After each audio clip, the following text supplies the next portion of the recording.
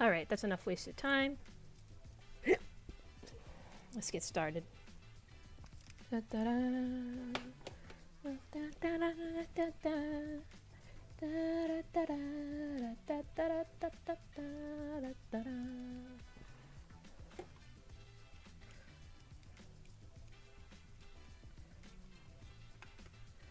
this to a color layer.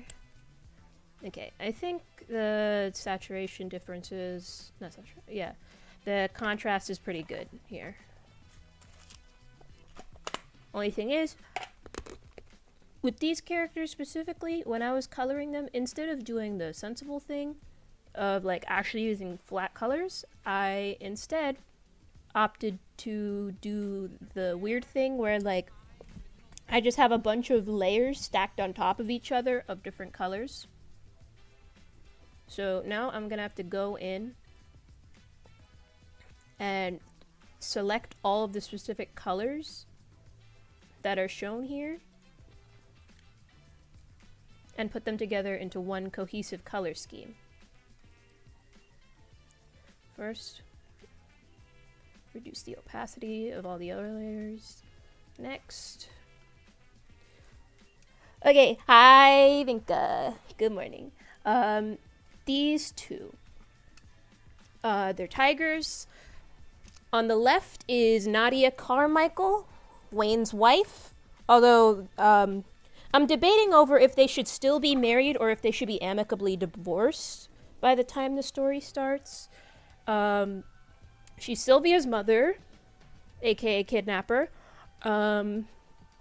She's a doctor at the local hospital, and her main plot line, yeah, Nadia Carmichael, her main plot line is that she had a miscarriage while she was like very young, and at the time her friend Susan was also pregnant by the same guy, Wayne. Like, they were both pregnant by the same guy. Both Nadia and Susan were pregnant by Wayne, but Nadia had a miscarriage, and Susan at the time was trying to marry her husband, like her current husband Julian. So she was like, oh, Julian can't know that this baby is Wayne's. So Nadia, in her like postpartum distress, decides like, you know what, if Susan's not gonna appreciate her baby with Wayne, then I will. And she just like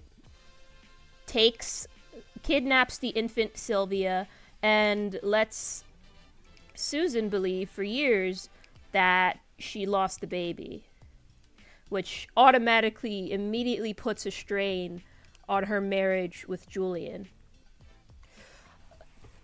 Nadia is also a little bit fruity because part of her like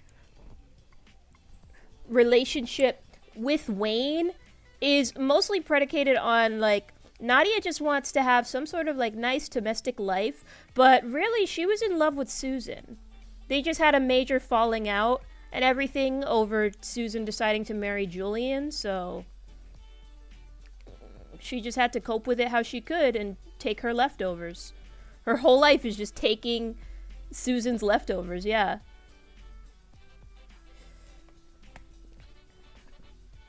Originally, Nadia was Indian, but then when I decided that I wanted to cement her as the villain, I was like, no, that seems a little weird.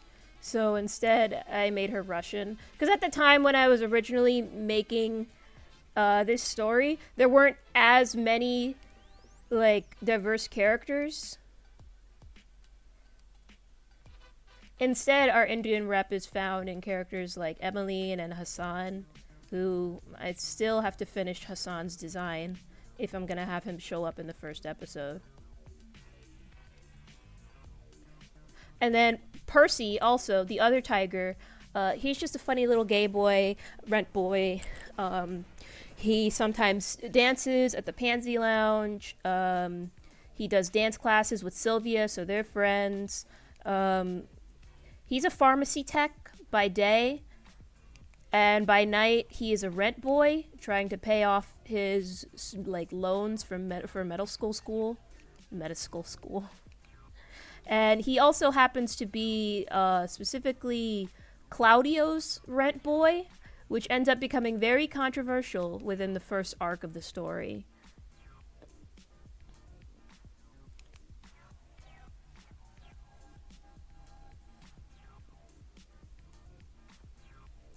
Funny thing also for Susan is that she's trying so hard to hang on to Julian and everything because she's like, oh, he comes from money. He'd be good money to get into. But Julian is gay. Julian is gay and homophobic and does not realize the gay part. So their marriage is not going to work out. What also makes things worse in the situation is that Julian has a gay son, Teddy, and so seeing his gay son makes him so pissed off for just unknown reasons, aside from just the internalized homophobia. I guess there's just this feeling of like, why is he doing what I can't do? Because Julian is in love with Wayne, which is really funny. That's 3 different people in love with Wayne. And Julian cannot confess to Wayne because, like, they're supposed to be straight. They're supposed to be straight. And also, Wayne kind of fucking hates Julian now. Ever since he married, ever since Wayne married Nadia and Julian married Susan. Yeah, Julian is projecting a lot of things. Julian fucks Sylvia, Wayne's daughter, entirely because Susan looks so much like Wayne, or at least like how Wayne did when he was younger, with the curly hair and everything. So he's trying so hard to be straight, but he's not even doing it right because the whole time he is still thinking about another man. It's fucked. It's so fucked. That's soap operas for you. Like, some part of me contemplated briefly making these characters straight, but it's like, no, it wouldn't be nearly as exciting or make nearly as much sense if they were straight.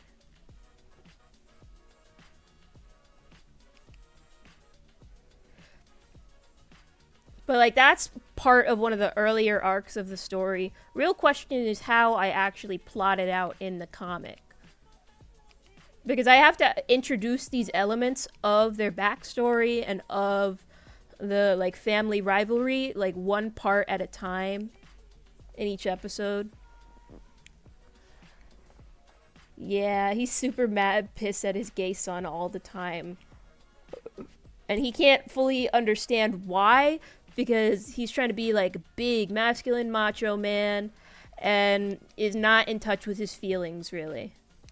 At least not until it's, like, too late. And somebody's already been killed. Subconsciously, I'm still debating over whether or not I should keep Wayne alive. Because Wayne's only significance, it lies in his rivalry with Julian, I guess. And at some point, I plan on having Nadia become a murderer, but I don't know if she should kill her husband. Because they're not even on bad terms or anything. It's just that she doesn't want anybody to find out what she did all those years ago. Like, I'm thinking of killing him off.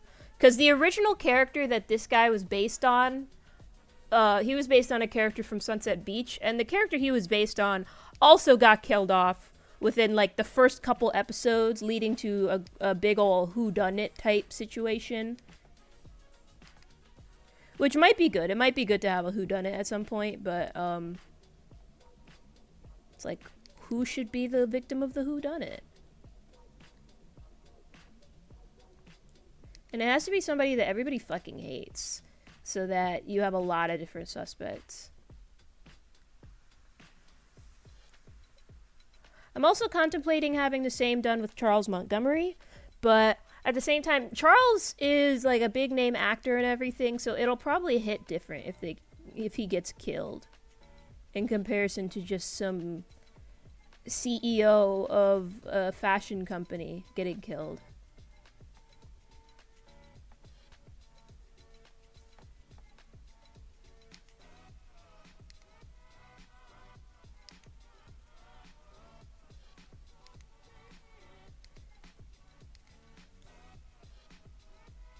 But yeah, I have various plots that I have to introduce in my writing and everything.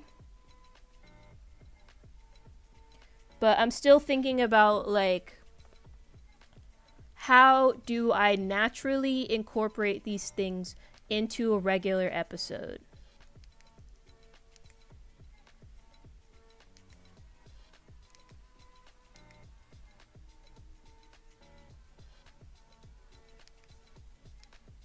I don't know if I'm gonna have Nadia show up in the first episode, but I know Percy definitely is gonna show up, so I have to have his color scheme down.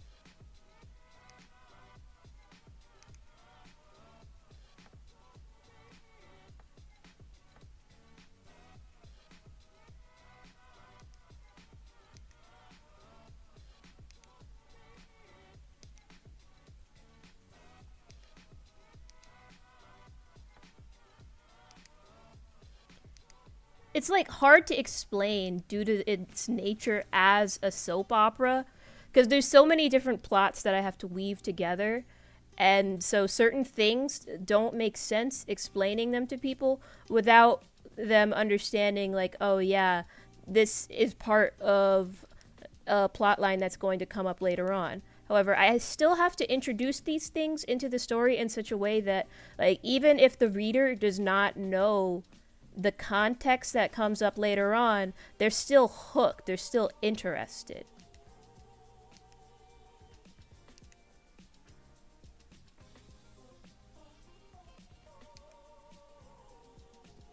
There still has to be, like, a bit of intrigue to this.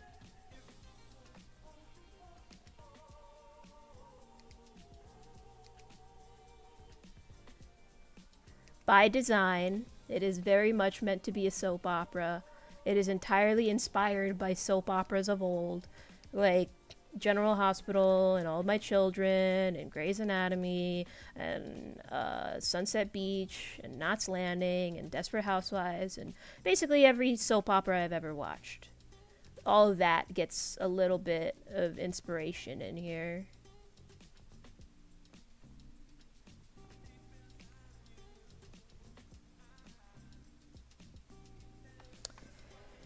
How did I do the eyes? I need to remember how I did characters' eyes.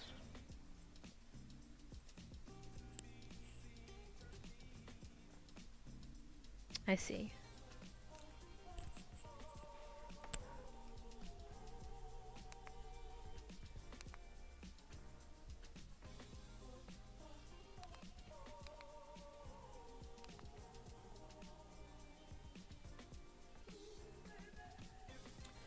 Part of Nadia's design change is that I've decided she should have pupils that cover the whole eye, basically. Not pupils, irises that cover the whole eye. She gets diamond eyes too. Did I color Jada?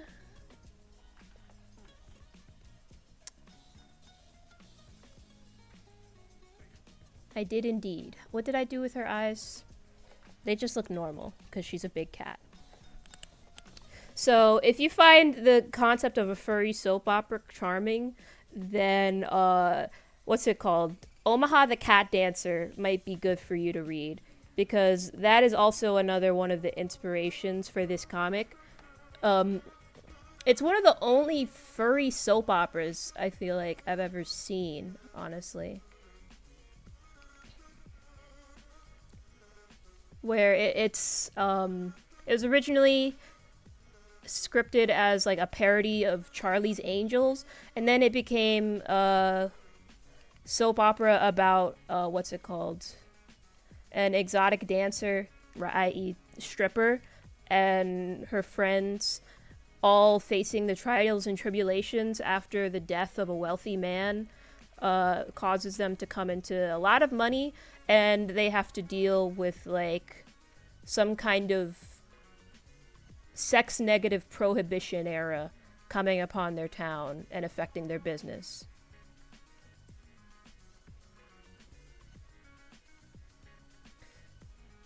It's a pretty good comic. It's got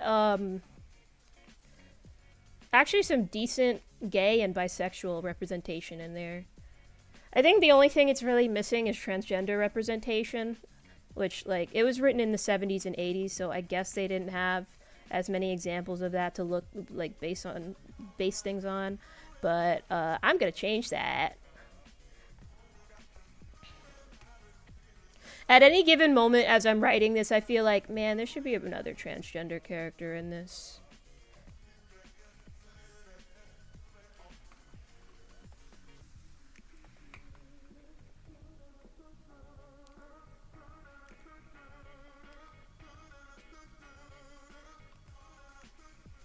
Like, so far, the only, like, really good trans rep that actually happens to be main characters in this comic, like, we've got, what's her face? Angelica Starchaser, can't forget her.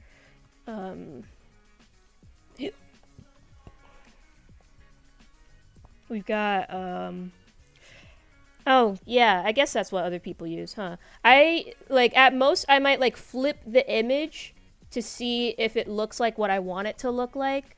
But other than that, I've just been practicing for a long while because I don't remember how to use the mirror tool. That is why I do it like this.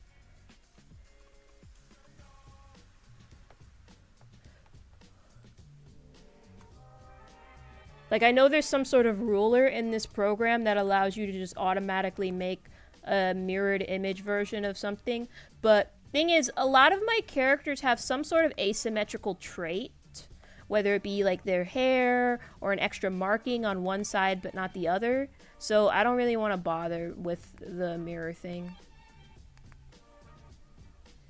Plus, to me, it feels a little bit like a crutch, because I still need to be able to draw mirrored when I'm drawing stuff physically as well. And I don't have a mirror when I'm drawing physically. I just have to do that off the dome.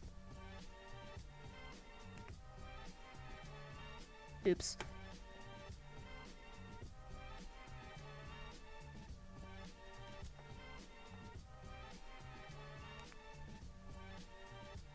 Yeah. There's erasers, but even that can only do so much.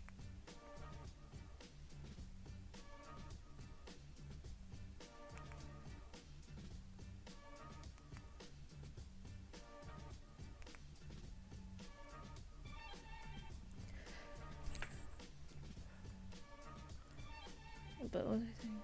Oh yeah, there's Angelica Starchaser, trans woman, Tomas de la Rosa as a trans man who gets introduced almost immediately, although you don't see him for a couple episodes technically. There's Sammy, the hairdresser, and then eventually down the line there's going to be some of the like kids of some of the other characters.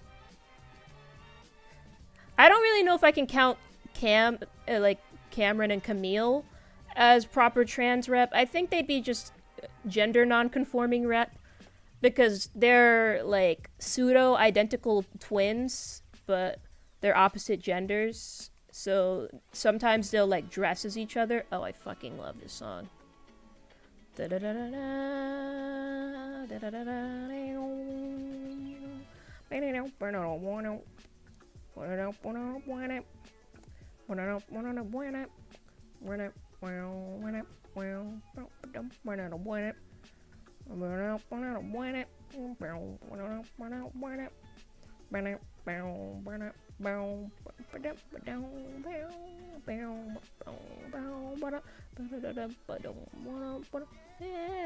got to.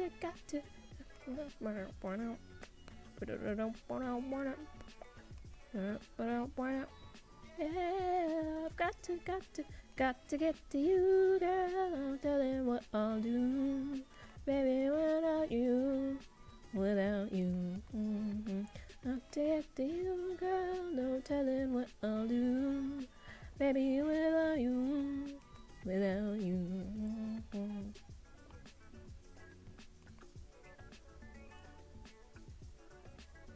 Yeah, I like didn't realize that for a long time. but I didn't want to change the like concept behind their character. They're not really main characters, so we don't really know like who's operating with what set.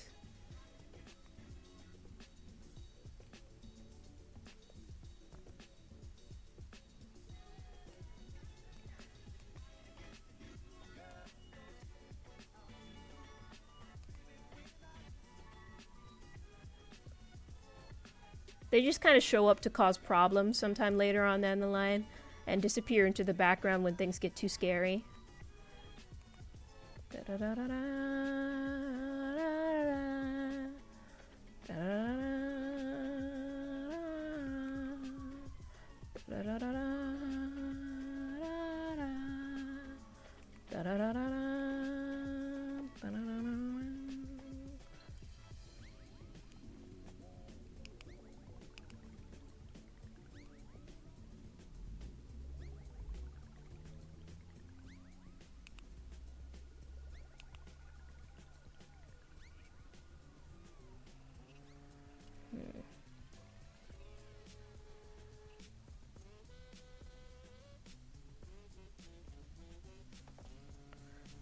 Ooh, what you working on?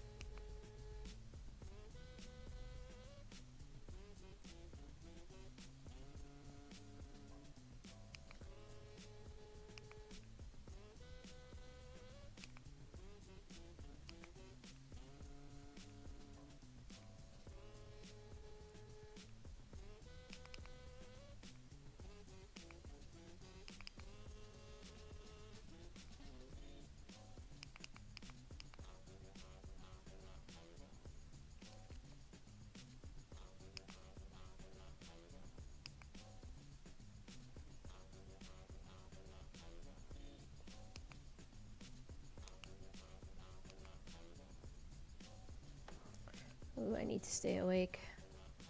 I had a couple of really good breakfast wraps, like with bacon, egg, and cheese in them. Somehow it tasted better on those tortillas instead of on bread. So much so that I was like, oh, I'm gonna make a second one. And now I'm like extra full. Ooh, the Sprite, the Spriter.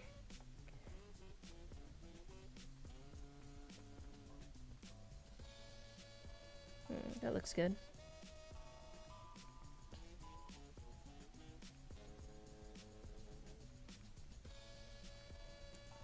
Let's also do this one.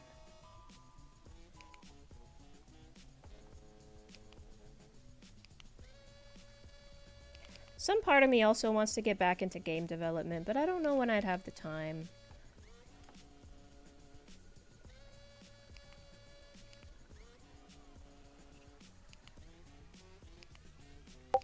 Ugh. Heard a weird sound.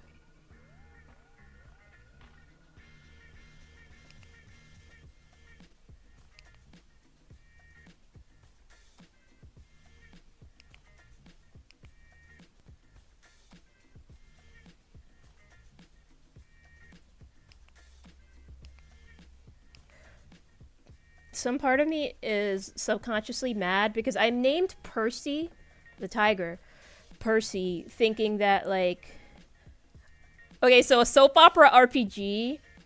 I don't remember if I told you about this original idea before, but previously, Paradise State, like in its precursor form with most of like the original characters from it.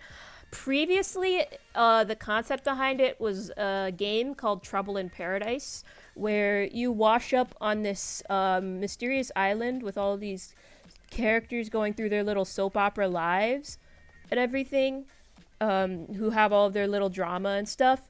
And then you, like, it's kind of a dating sim that it was, where you're like, oh, you're meeting these people, getting to know them, falling in love with them over the course of these 28 days. And as time is passing, there's a star falling from the sky, and at the end of the 28 days, like a meteor crashes and hits the island, like utterly destroying everything. But then there's like a weird time loop thing. So you go back to the beginning of the 28 days to do everything over again, and it's like, oh, what happened here? And it turns out that the twist was it wasn't just, oh, you're on an island that gets hit by an island and you all, like a meteor, and you all die. It's that all of these characters are secretly dead and in purgatory, and that's what the island is. Felicity was originally imagined as purgatory.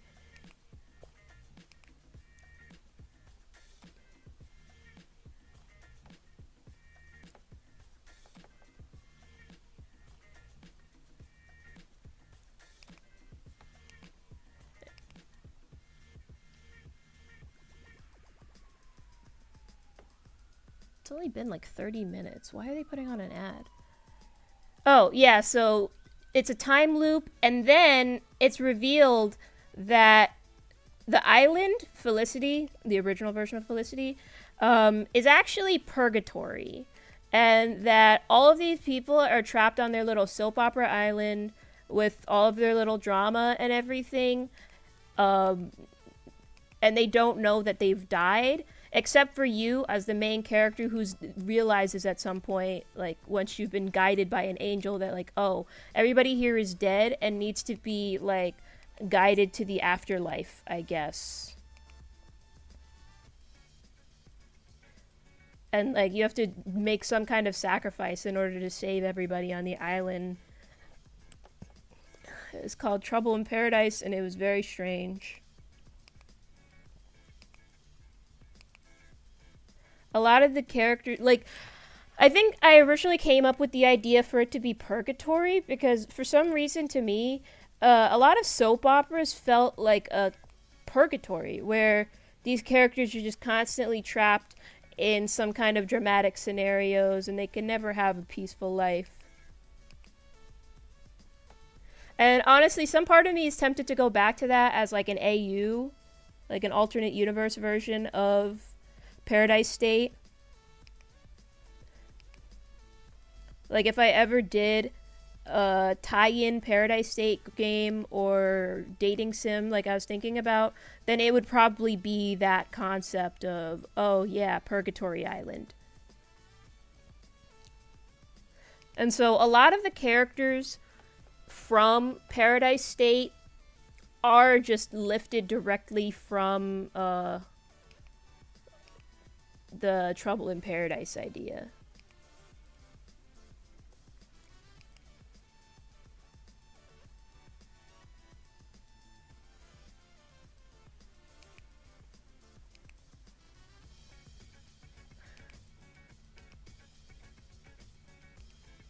How the fuck do I draw this in here?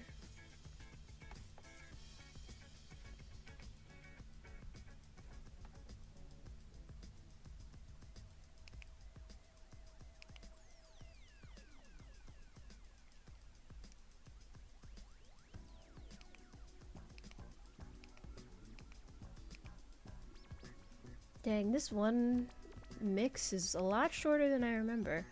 For some reason, I always imagine that this mix is like an hour, but no, I think it's only like 40 minutes.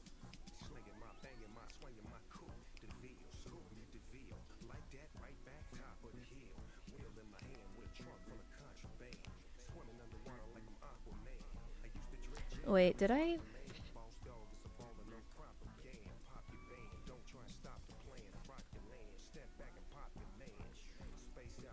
How did I draw his nose?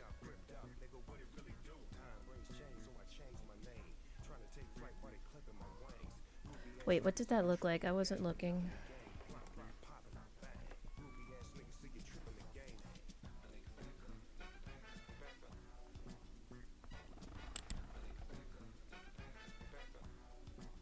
Oh, that's actually good. Okay. I think I need to make his nose a bit bigger to go along with the fact that he is a big cat.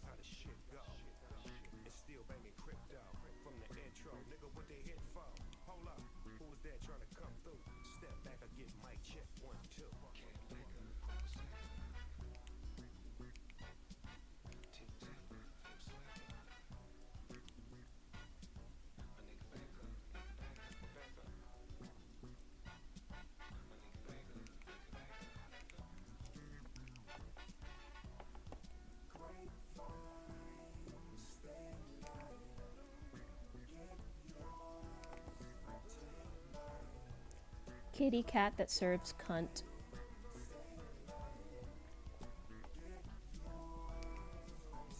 But yeah, now I'm like forever mad that I named him Percy because originally, like, his whole thing was supposed to be like, oh, his name is Percy because he purrs, see? But then I look it up and it turns out tigers do not purr. Like, they cannot purr physically. So for him to be named Percy does not make sense if he can't purr. And some part of me was originally tempted to have his name swapped around with Quincy's.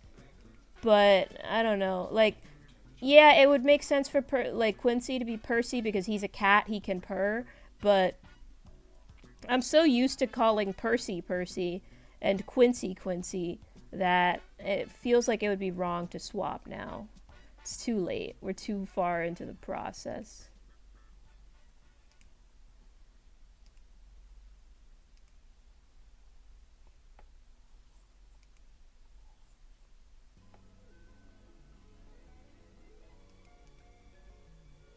Wait, how did I draw? Okay, that's how I drew his eyebrows.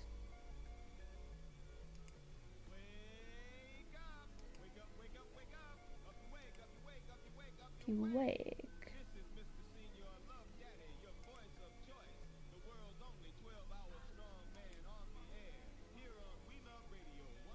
Wait.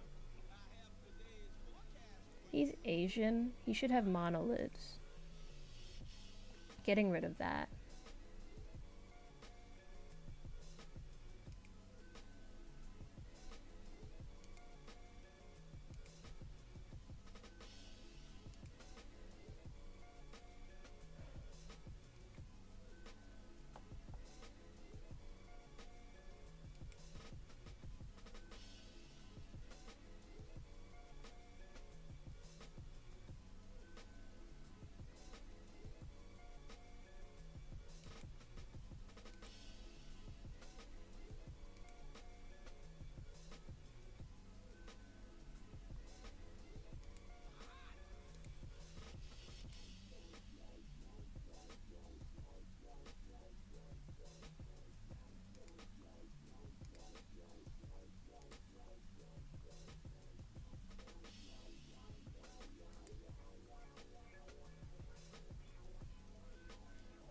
For some reason, when I'm drawing Percy, I always have a little bit of trouble with his hair.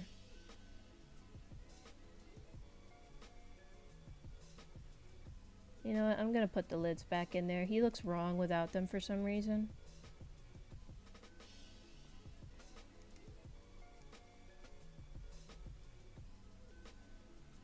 The room cleaner. I'm gonna have to do that at some point today. My room is a mess. And I still have laundry to do. That's the trouble with being an artist, is that life does not stop while you're like away doing art. You still have to take breaks to actually clean stuff up, take care of business, go to the doctor. Cry again. Stop to the music and cry again. Stop to the music and cry again. Stop to the music and cry again. I remember yesterday I went to the doctor because it's been like 3 months since the last time. And, oh god, a bot. Fucking...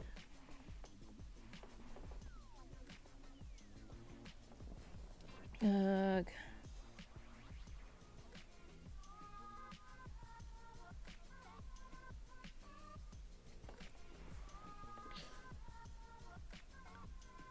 Okay, turn this keyboard back on. Scroll back down.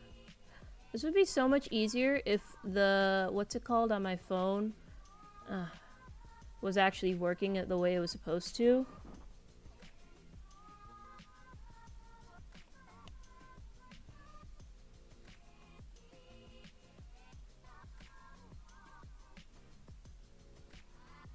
Hang on. Let me start Twitch over.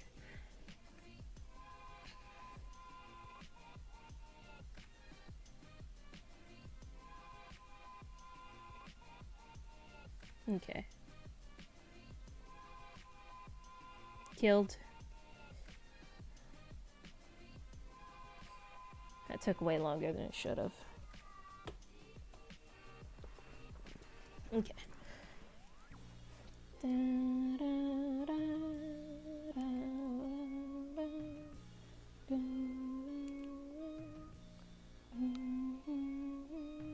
I don't actually remember if there's any other good songs in this mix besides those first two. Those are the only ones I ever really come for.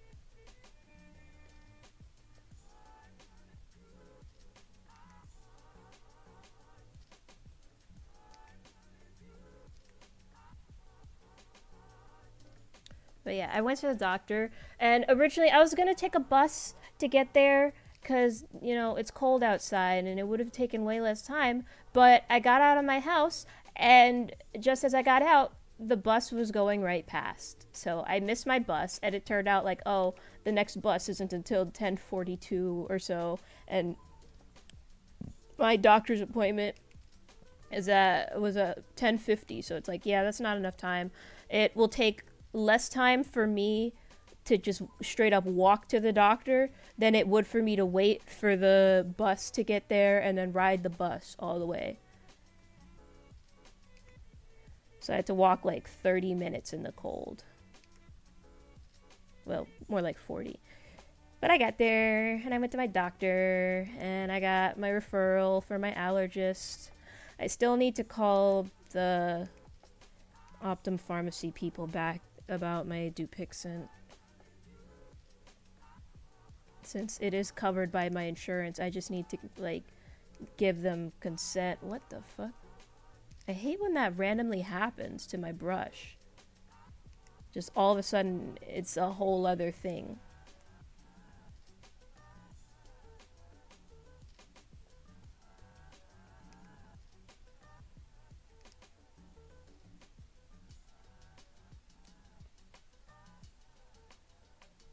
Oh, right, there's more stripes.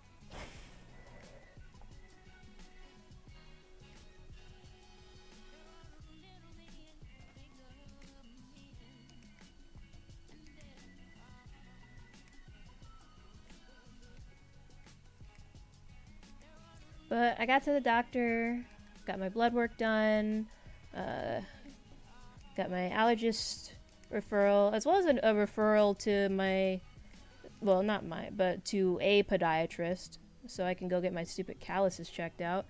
And also managed to get a referral to gender affirming care, for some gender affirming care. Of course, actual hospital that does the gender affirming care is a couple towns over, so I can't just go right to my regular doctors and get whatever like tests and hormones I'm trying to get. But it's still a start. It's still an actual referral to go there. And I remember the doc actually said, like, oh man, you picked a real bad time politically to try and start this now. And I'm like, yeah, I know, but I figure I might as well get my foot into the door before I lose the chance to entirely.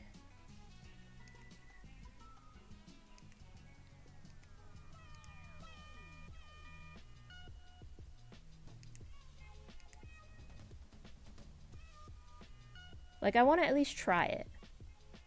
And if it doesn't turn out to be for me, then oh well. But as many gay people say, usually lesbians, don't die wondering.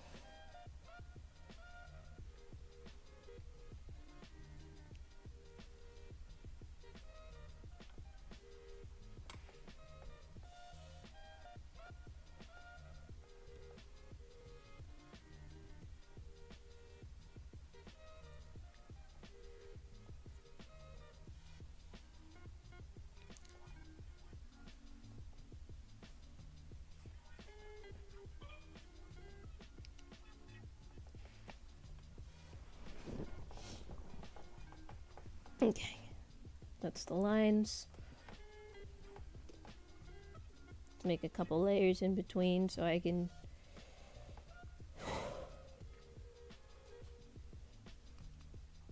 do the colors.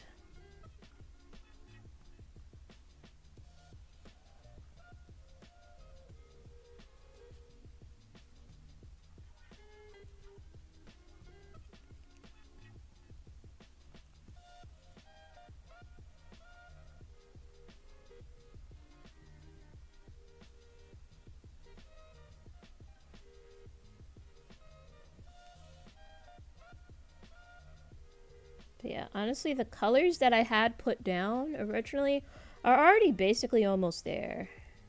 It just needs a couple tweaks here and there to get it exactly right.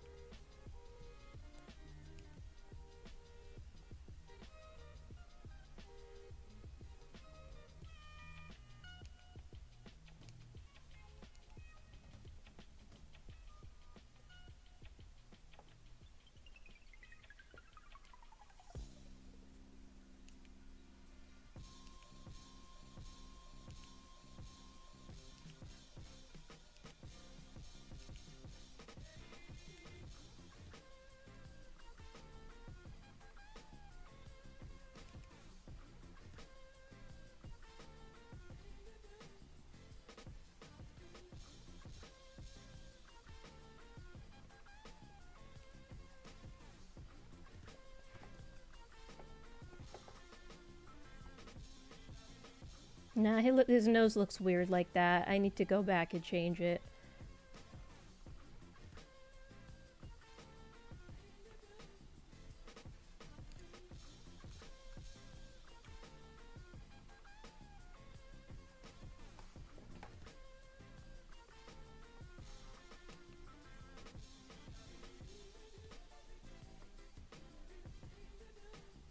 But yeah, I'm gonna just make it a little bit thinner, I guess.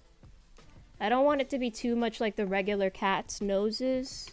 Like, what did I do with, Jada? Okay, Jada also has a heart nose.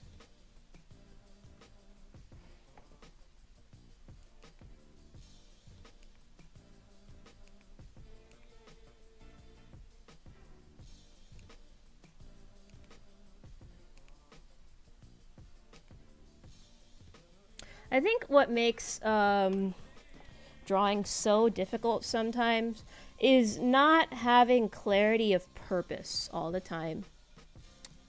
Like, a lot of these drawings that I'm doing right now aren't going to see the light of day because they're really much too simple to be just casually posted to social media. Like, they're not as interesting as I'd like them to be, and I know they won't get that many interactions and everything. And also, it's just not the quality of work that I'm comfortable posting. And I know there's going to be lots of stuff that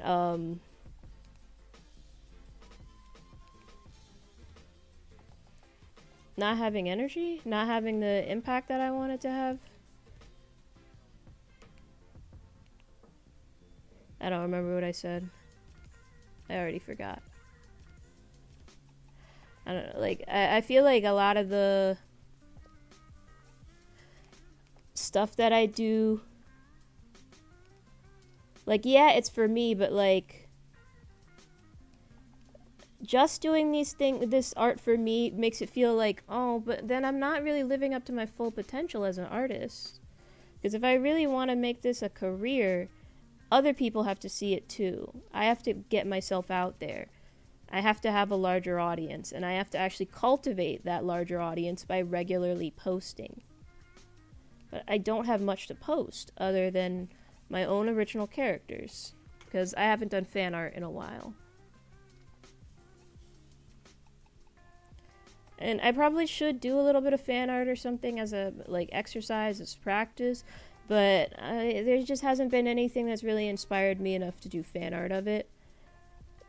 Maybe Knots Landing, or what's it called? Beyond the Gates, something like that.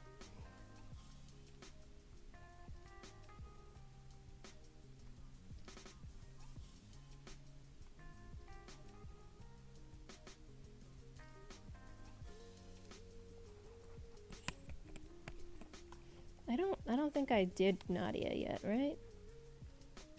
No, I have not. I know, right? Like, I hate having to do self-promotion and everything, but also that's one of the big things that's part of being an artist online nowadays. Like, you get to be your own boss, and also your own like your own promotional materials, your own writer, your own artist, your own environment designer, your own schedule, your own publisher, all of that. And it gets exhausting thinking about it, but also it's necessary for getting the word out there about what I'm doing.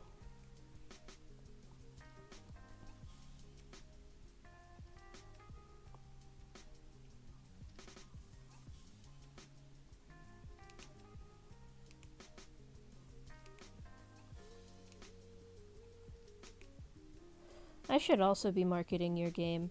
But also, like, I feel as though I don't have that big of an audience. I just happen to have occasionally, like, a couple of people who follow me who have big audiences. And if I manage to, like, post something at just the right time for them to see it, then they can share it to their followers.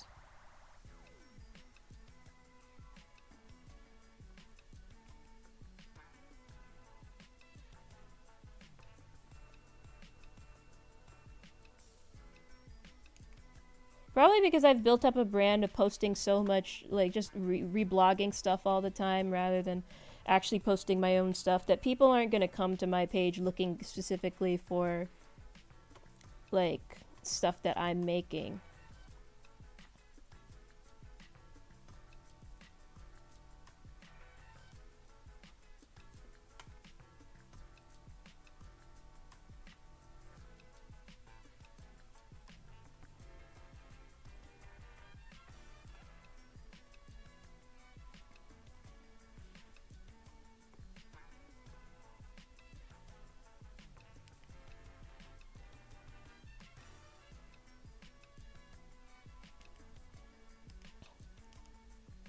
I know I have family that would be interested in what I'm doing, but at the same time, some part of me worries that, like, this isn't stuff that I would show my family with, like, the darker themes in it.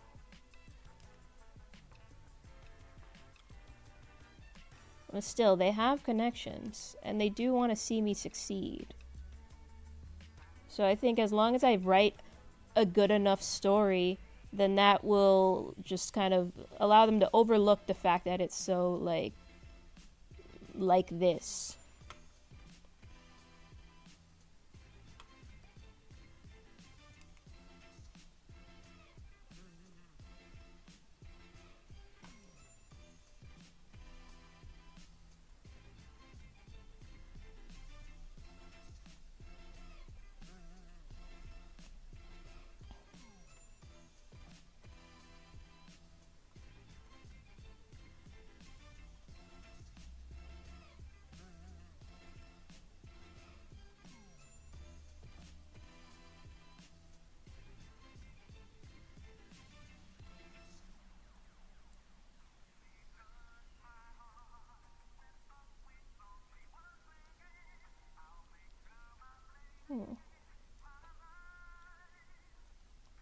Kind of an interesting look.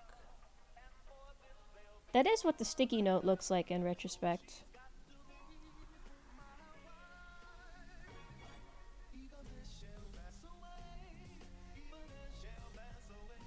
Like color-wise, her stripes are a lot darker, so I guess it makes sense for them to be the same color as the eyebrows. I'll allow it this time.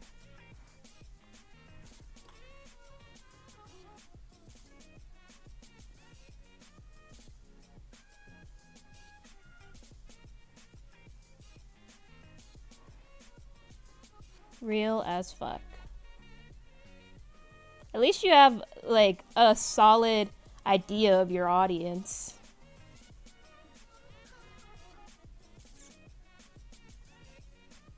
I'm still not sure who entirely I'm marketing this to.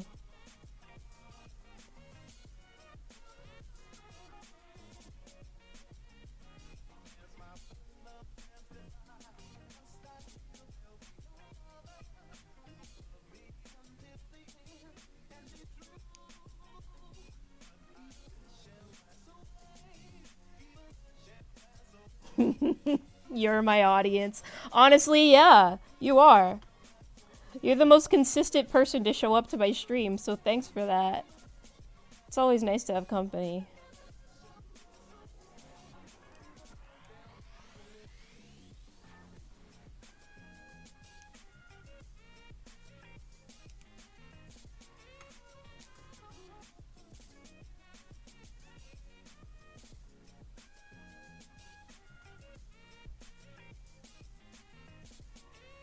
Her lips are not colored, but they should be. But I don't know what color would go here.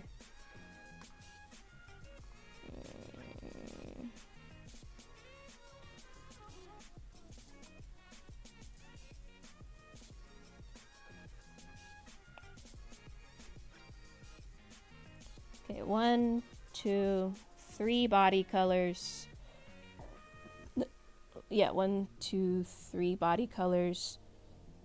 1 hair color. 2 eye colors.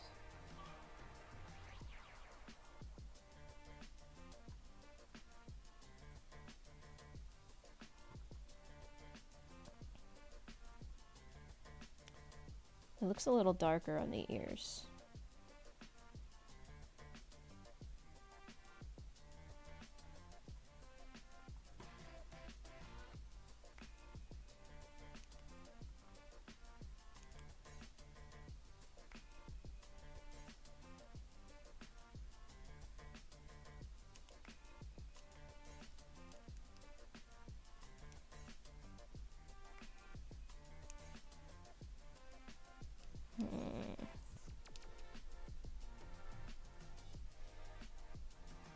Yeah, I'll leave the stripes like that, I guess. And the ears could probably just be the same color as the hair, maybe? No, actually, that looks a little weird.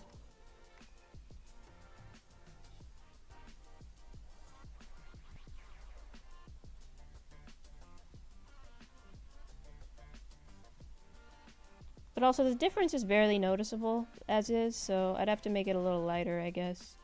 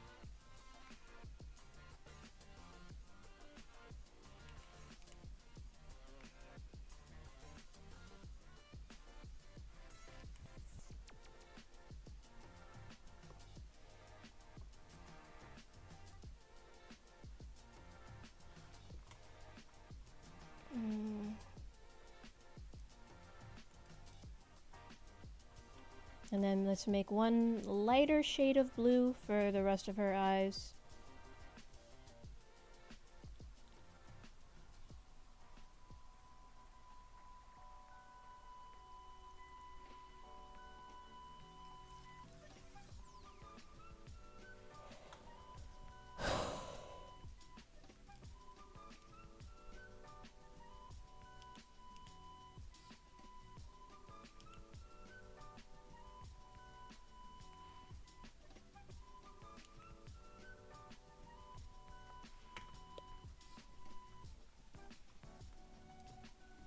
And then the pearls. Yeah, oh my god. I still have to work on my actual branding for, like, not just Saint Lesbian, like the Twitch channel, but also for the, like, art studio that I want to have as, like, a parent company for all of the, like, original works that I make.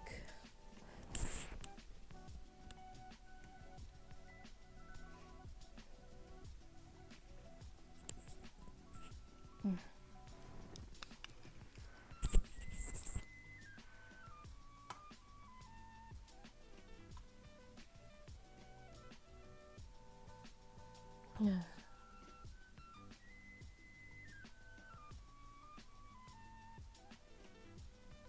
I should plug in my computer.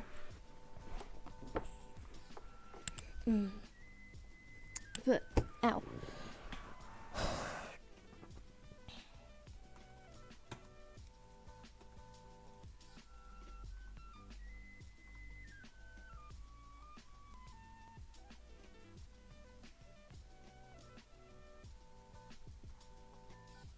There's...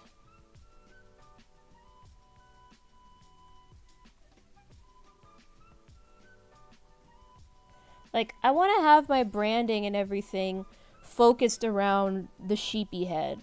You know, this thing. Sheepy Head Studios, as I've been calling it in my head. Except I would actually need to go down to a trademark office or something and get that, like, official. Like, I already have Romeo as a mascot for, like, my personal mascot for my channel as, like, my persona.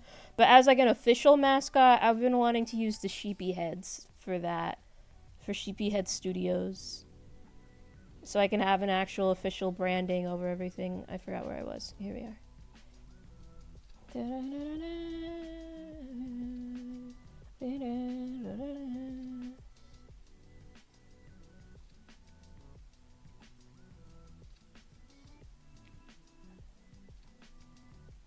Oh my god, do you want to go sheepy head mode right now?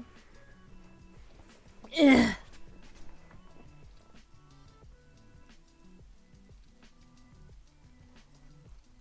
Also, okay, yeah, that'd be a good idea. I feel like Vizul, as it stands, is like a pretty good piece of representation for like more specific Black and Indigenous like communities of color and like trans people within those communities, and also just the variations of the transgender experience. Because there's characters in there that you don't really see in mainstream media. I think his hair color should be a little different. It should be darker. Yeah, that's a good shade. That's as dark as we can go.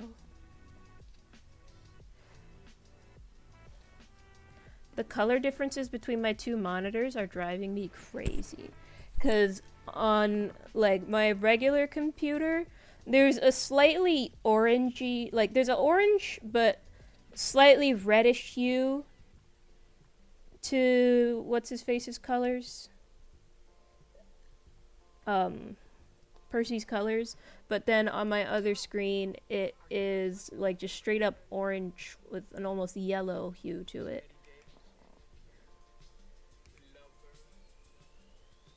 And I wish I knew exactly how to change that on my computer so it wouldn't bother me so much. like so I can have the exact colors, but I don't know how to get it to the right, like, I don't know. I guess it's just good that I have multiple monitors that I can look at and reference so I know exactly what colors I'm aiming for at any moment. But even still, it's just annoying having to do that extra step.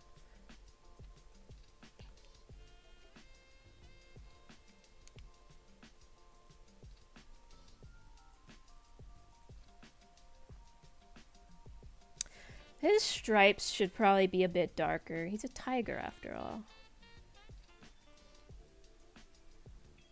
Not necessarily as dark as his hair, maybe, but still dark.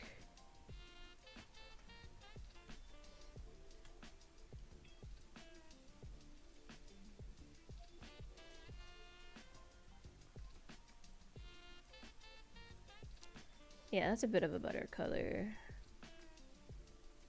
It's like the same, it's about the same color as his hair originally was. Just a bit more saturated. That works for me.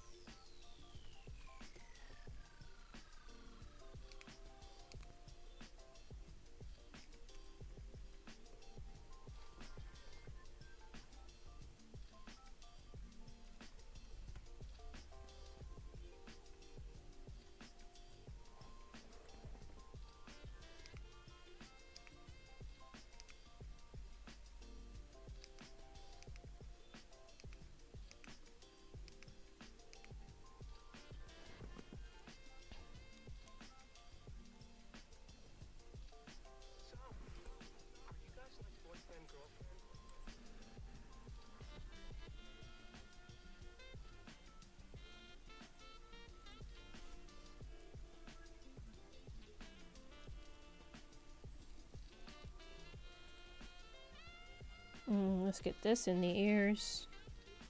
And on the chest. Is the whole chest? Almost.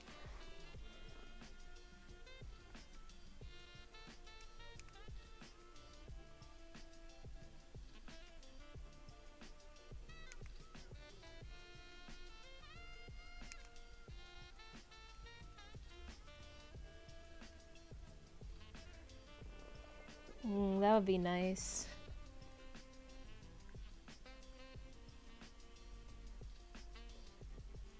I never knew how people set that up. I guess, like, you could have different bank accounts and everything, and have, like, business expenses versus just regular bank account, and then all of the, like, funds that you get from one project would go into one bank account. I should make a separate bank account just for this stuff.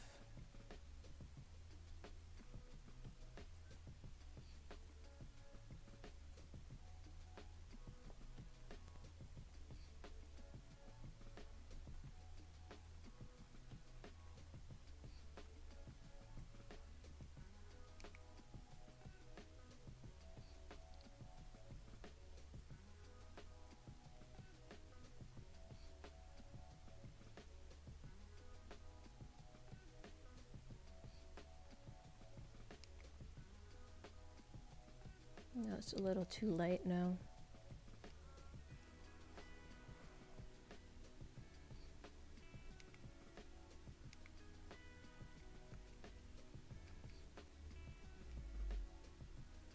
But, like, now that I think about it, that is something that I need to do regardless of what happens with, what's it called? Paradise State. Is that I need to have, an actual, like, trademarked brand name that I can do business under, and B, a separate bank account that I can put all of those expenses into.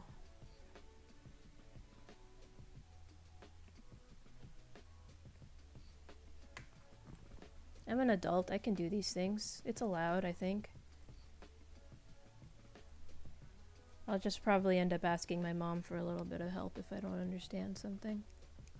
I'm lucky that I'm still at, like, I'm still living with my parents and I'm still at an age where, like, I have my parents still around to ask questions and ask for help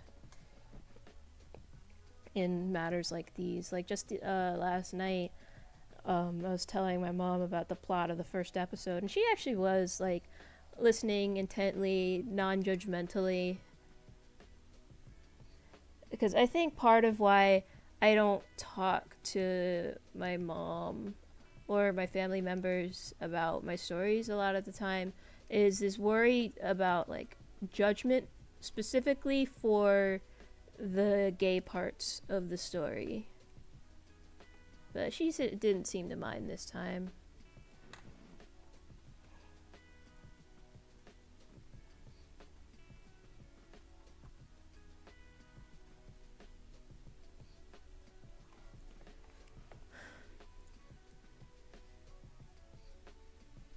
God, trouble with the tiger characters is that they, like, even though they aren't that relevant in the plot and they don't show up that much, it's still such a complicated ass design to draw each time.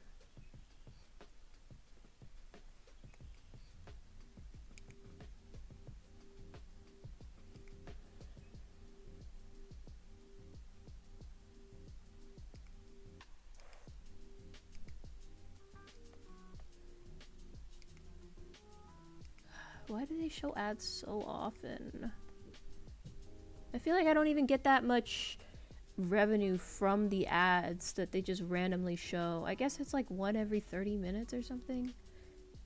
I should figure out if there's a way I can change the frequency of it. Cause like it feels like once an hour would make more sense. Particularly if I happen to, like, take a break.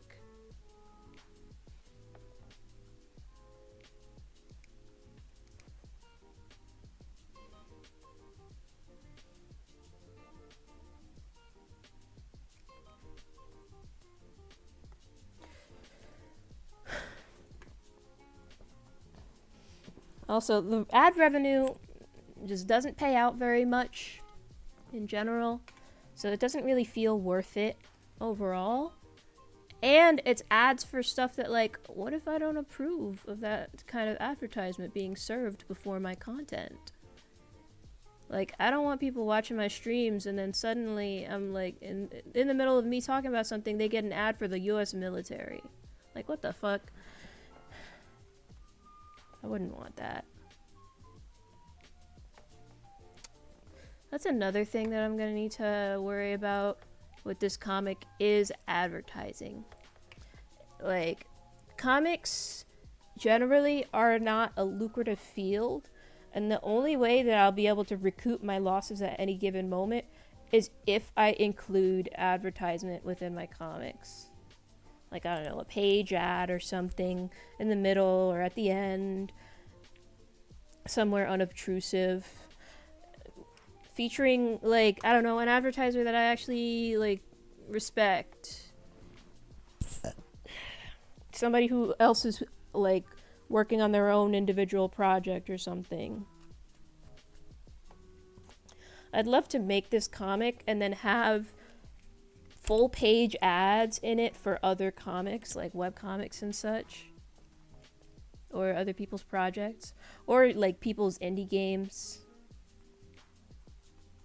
But also, I have to figure out how people do ad space in their comics.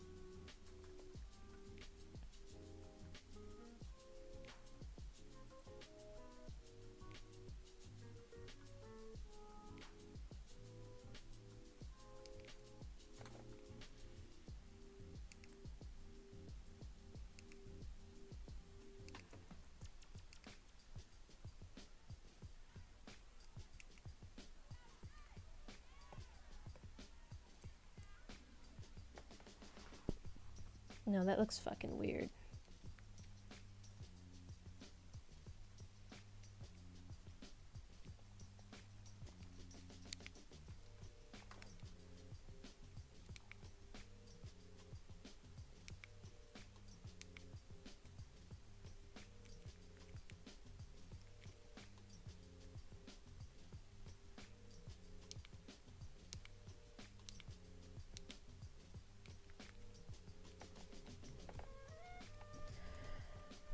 Okay, that's one, two, wait, one, two, three body colors. No, one, two, three, four body colors. And then the eye and hair shares a color as well. And then the jewelry.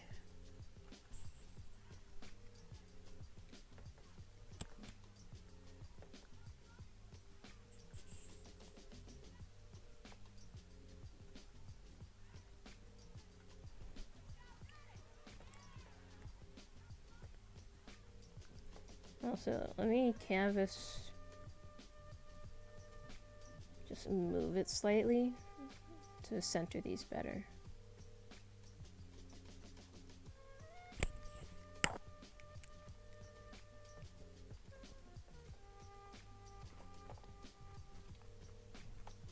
Okay, these two have colors.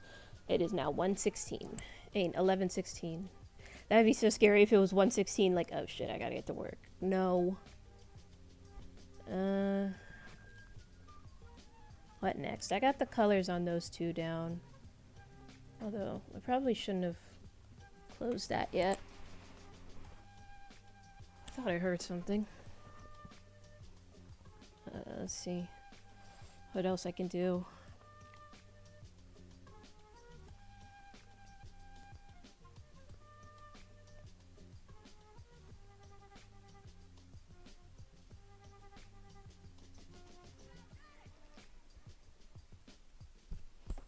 Maybe I could do the colors on this one? Particularly because I already have the clothes on them drawn.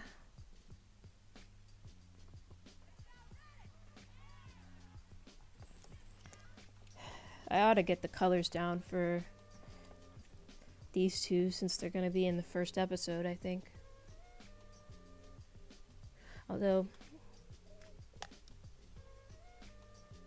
first of all, quick break from... I just realized that I still had Chrome open this whole time.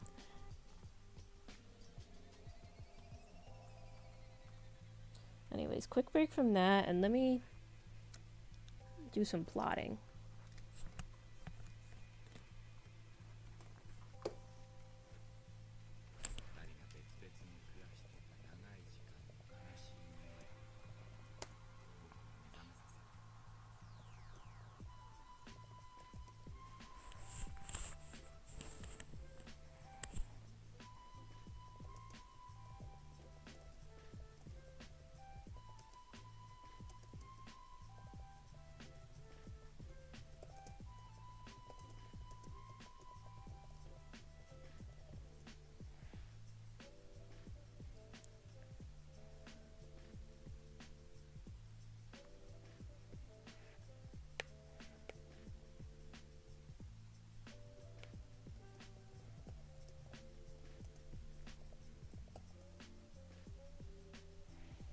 Okay.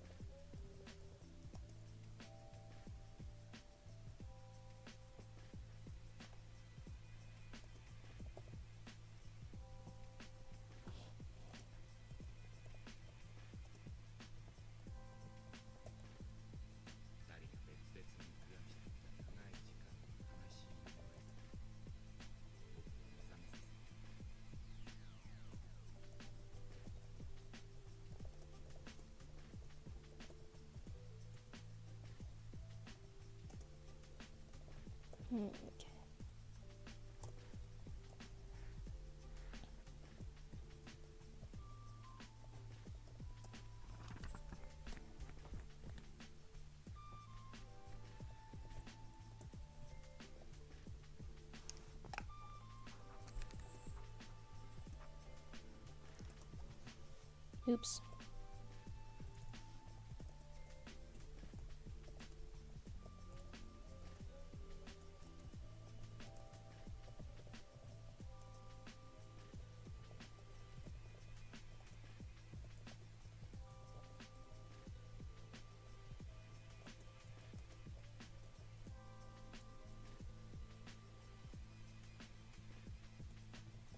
So this document is part lore document and character descriptions, but also this is just where I straight up write the episodes, like the plots for episodes of Paradise State. Why am I getting texts?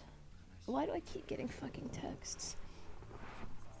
So I'm trying to like plot out the first couple episodes of Paradise State still, or at least get it down somehow. I have a separate tab of this document that just has like specific storylines going on over the course of Paradise State through different forms and everything. All of this is spoilers, but I'm trusting you that this, because you're like basically Paradise State's biggest fan at this point. As I'm writing these episodes, I'm trying to figure out like how exactly I would incorporate elements of the plots to come within the episode and have it seem natural. So for example, first episode, in order to introduce as many different characters, like as many of the major players around town as possible without like seeming unnatural, I decided, okay, first episode is going to take place at a party, like a charity gala, and that will give Emmeline the opportunity to run into all of these different characters as like part of her networking and everything.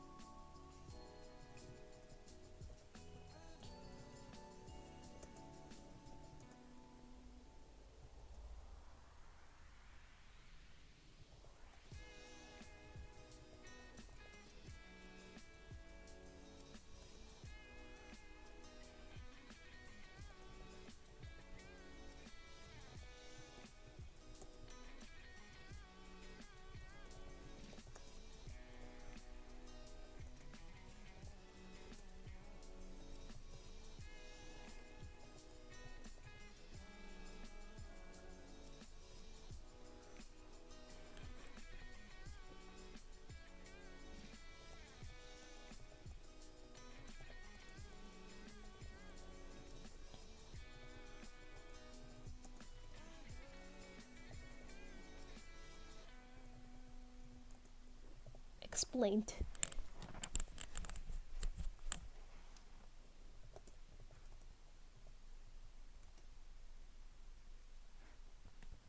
Mm-mm.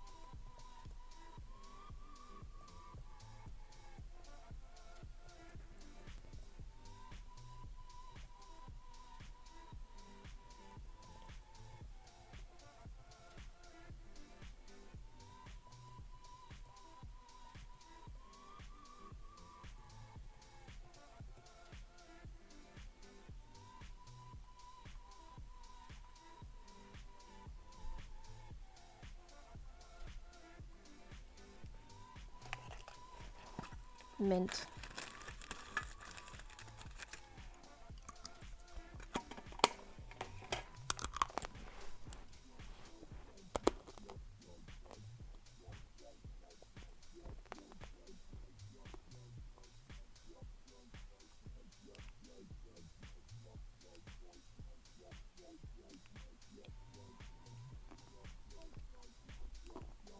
Now I'm gonna try and do a little bit of more drawing. This time Julian.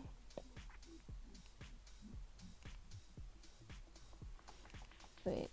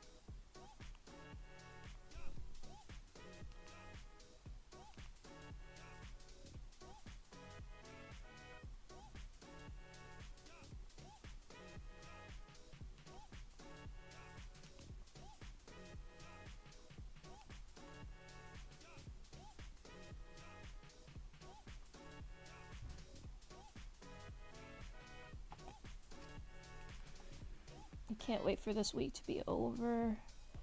I feel like I've been so busy lately, and so whenever, like, it feels hard to work on any sort of story stuff, knowing that, like, oh, I still have a bunch of other stuff to do. I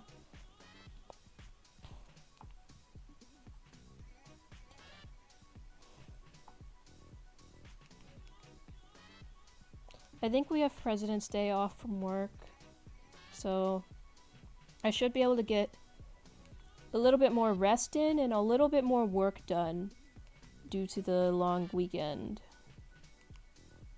Maybe. Hopefully.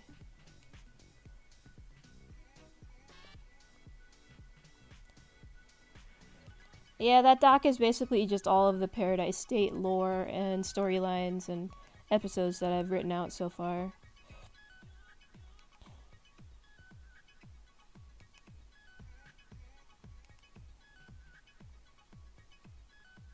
Originally, these things were kind of split into multiple documents, but at a certain point of, like, oh, it's kind of annoying having to flip through these things, I just decided to put it all into one master document.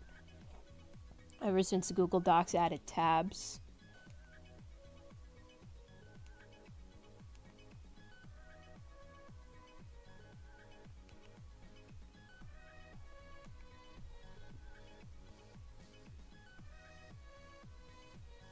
Oh, this guy, more of the characters I was talking about earlier. This bear guy is Julian McNamara, Susan's husband, gay man that doesn't want to admit it to himself.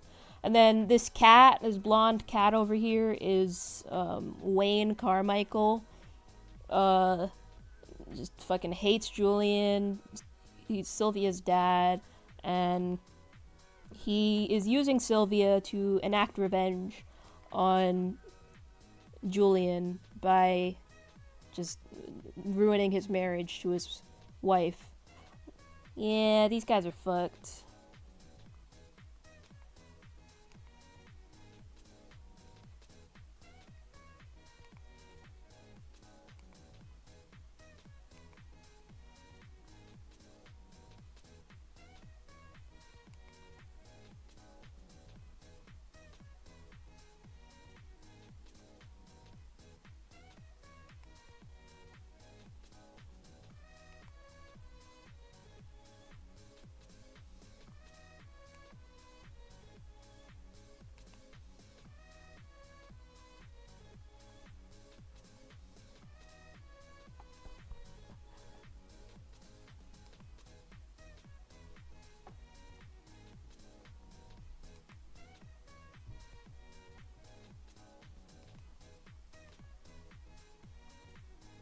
I have to find a way to introduce the necessary information about the first couple plot lines, and also, like, what's it called? Introduce the right characters at the right time without overwhelming the reader in the first episode.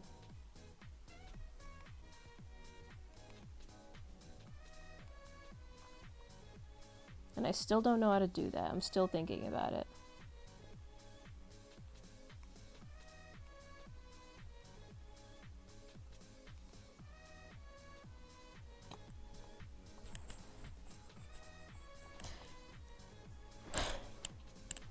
Some part of me feels like I don't work fast enough a lot of the time, but I think it's because I don't have that clarity of focus. If I knew exactly what my end goal was with each drawing, then I'd be able to work a lot faster. Which is why I need to get the plot, like the plotting done for the first couple episodes, so I can start scripting and then start drawing things and knowing exactly what I'm drawing. Because, like, I think it would only take me a couple hours to do a single page of a comic from thumbnails to colors. It's just, I have to know exactly what I'm doing before I get started.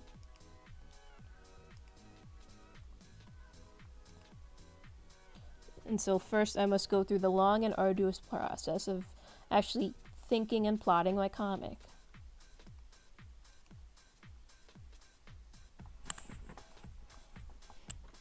And also talking to people about it for peer review.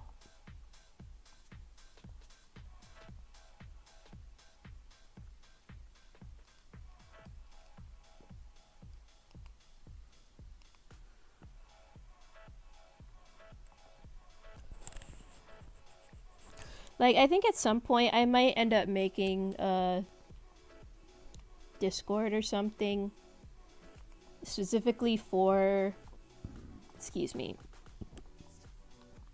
like, development of Paradise State. So I can have people to talk to about, like, what I'm doing with the story. This is still all a one-person effort, but down the line I do want to get other people in on this. I just don't know how to. Like, I don't know how it works.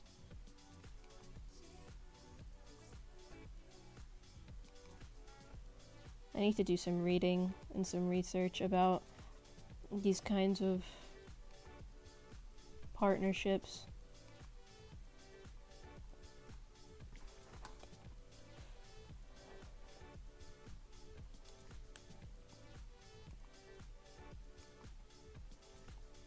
Because, what's it called? I do want to do physical releases for Paradise State primarily, but I do still also want there to be a web aspect to it.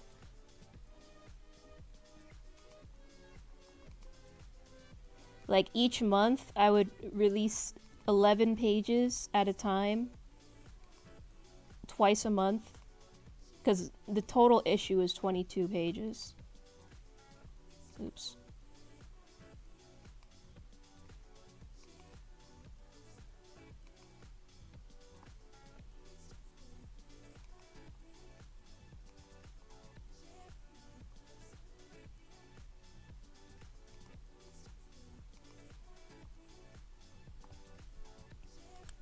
Where I would release the first 11 pages for free or, like, digitally on Itch or something on the first of the month. And then the second half, the second 11 pages,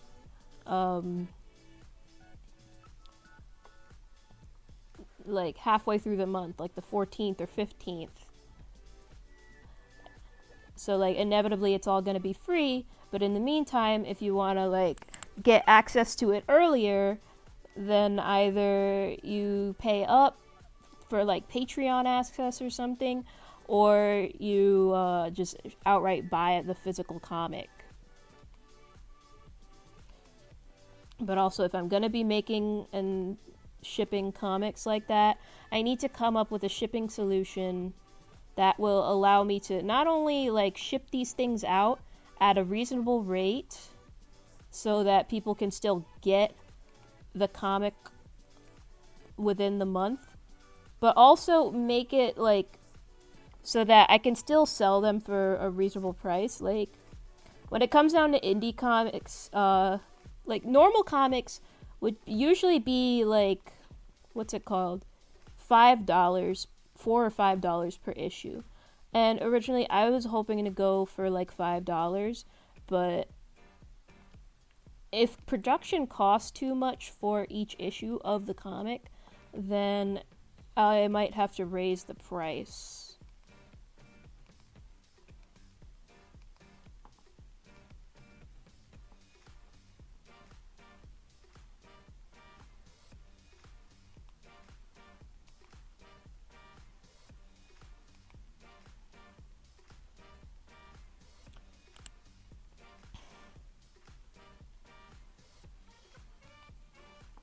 I think for right now, though, since I'm still so early in the process, I need to spend more time worrying about the actual plot of the story and if it is good before I start worrying about the physical production.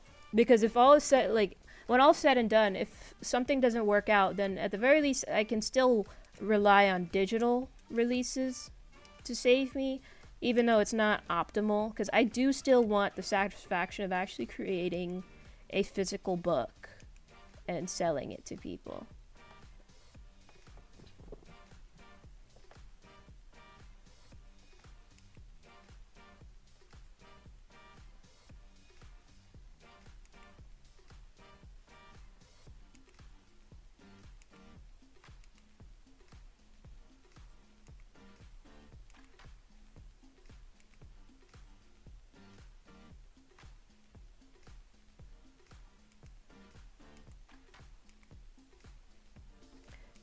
Like, the story itself still has to be good. Otherwise, putting all of that effort into all the other production elements is not worth it.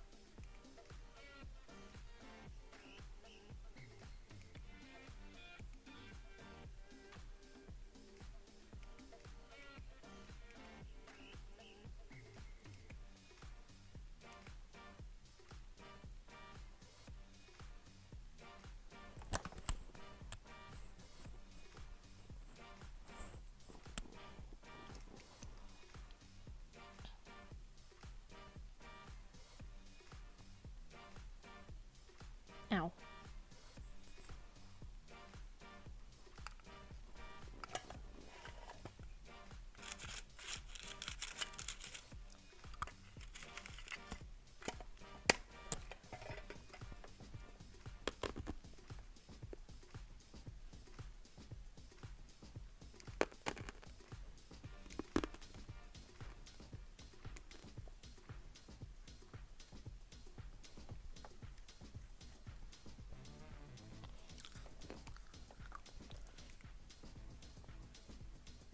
What the? Oh, I accidentally pressed a button that I didn't mean to.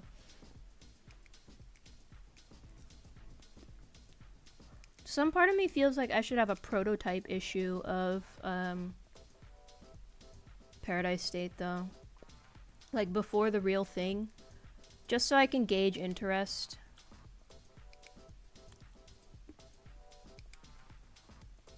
And also so I can test the process of actually printing this stuff out.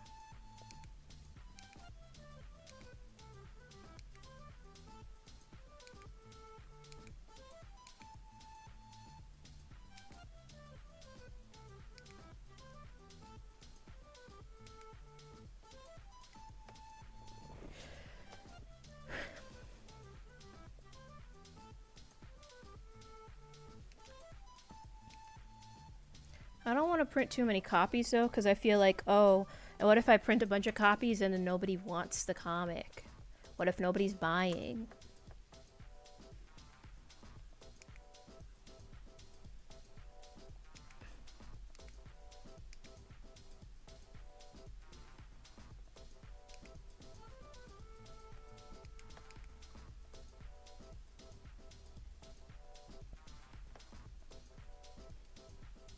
Because I don't really have that big of a followership. And while I do have like those connections with people who do have those followership, at the same time I don't feel comfortable asking them to promote my stuff. At least not in its current state. I think once I get further along in the comic and I get more comfortable with it and more sure of where it's going, then I would start asking people to actually promote me and advertise me.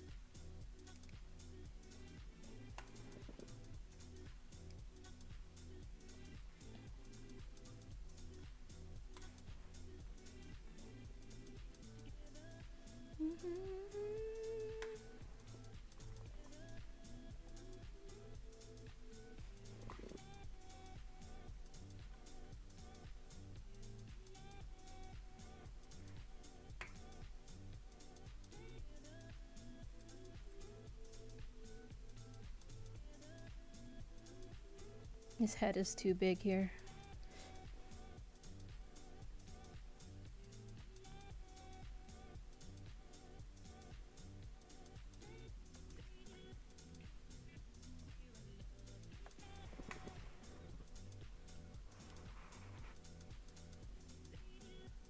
Okay, that's a good size, I think. Yeah, compared to the old one, way better.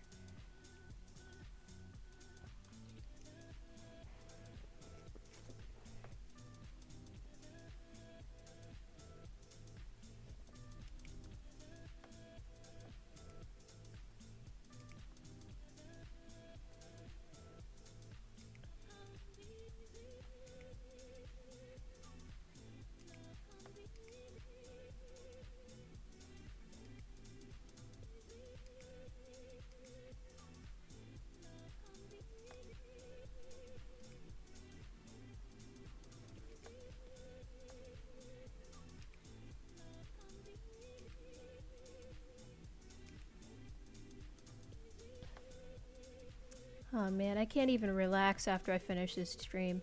Because not only do I still have to finish making that stuffed animal for my friend, but also I still have to go back to work for my second shift. I still have to do laundry, like washing all my masks. And I still have to bake all of those cookies that I was planning on bringing into work tomorrow. Plus, my mom wanted me to redecorate and make a banner for Valentine's Day and all that. And I don't know if I'm gonna have the energy for everything. I hope I can muster it up, but those breakfast wraps are starting to sit a little heavy.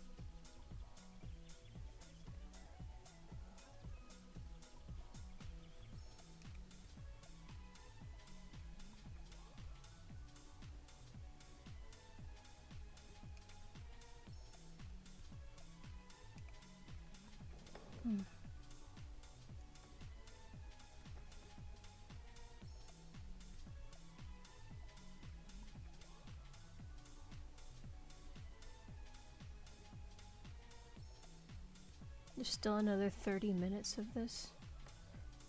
Alright. Yeah, 'cause he's a cat.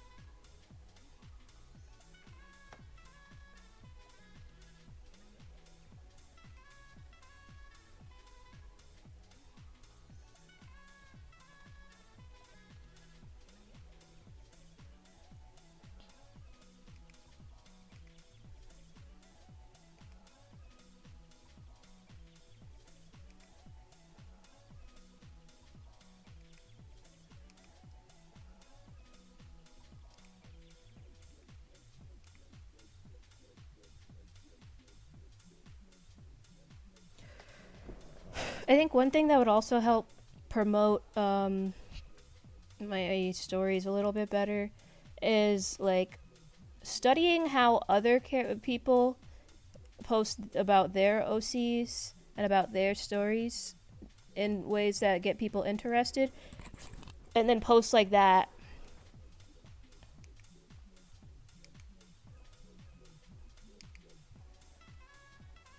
I think I should also use my art blog more.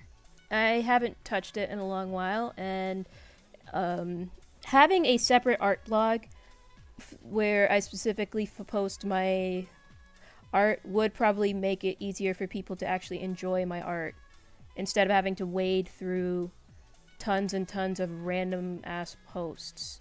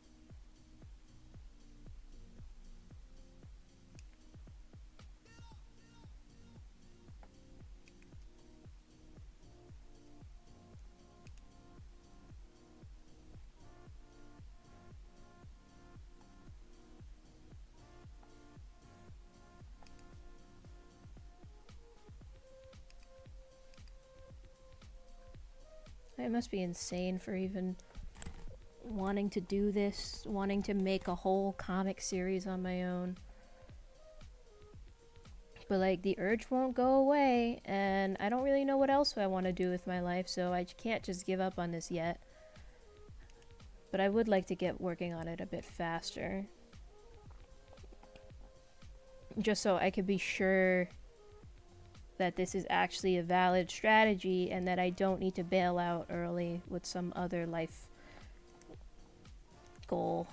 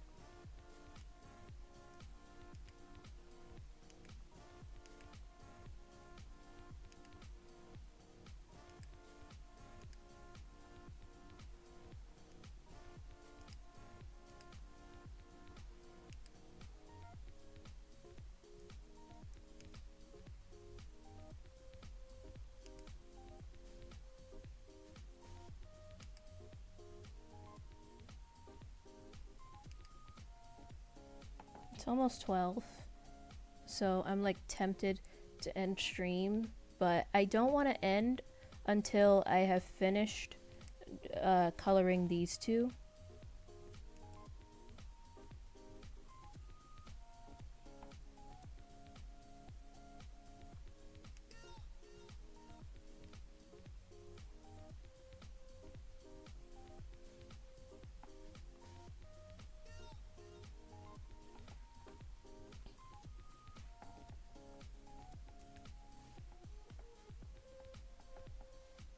Also, I at least want to get through all of Mood Provider 4 before I quit, because right near the end of the Mood Provider 4 is a bunch of really good songs, and I want to draw through that.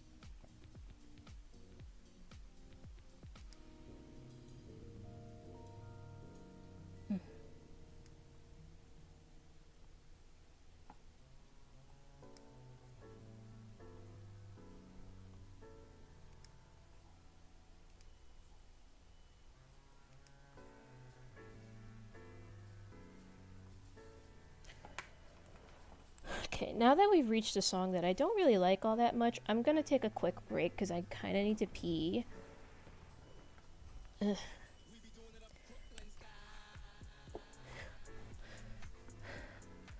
I will be right back. I just have to piss quick.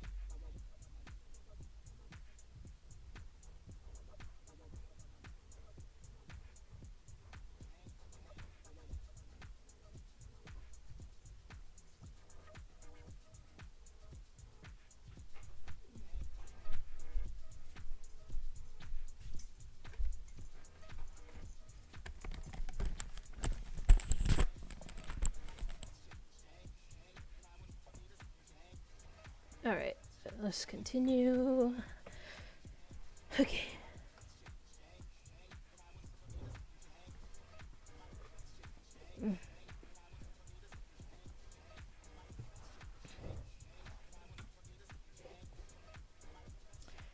Wait, controller, there we go. Oh, that's my alarm.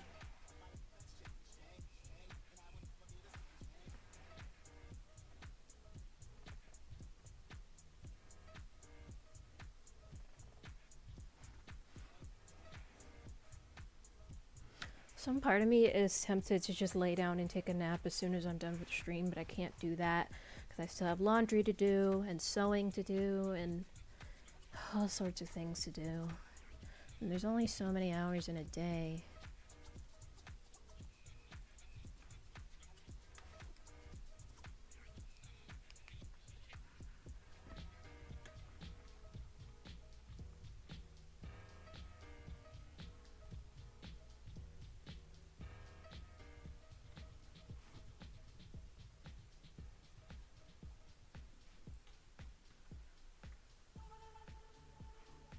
Ooh, we're starting to get to the good ones.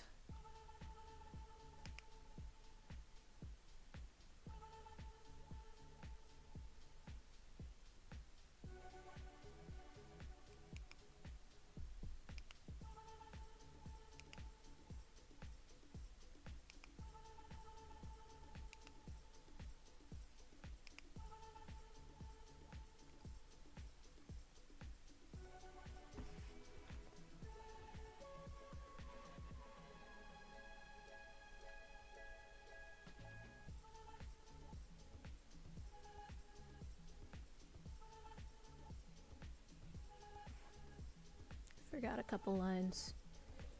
I don't know what this is.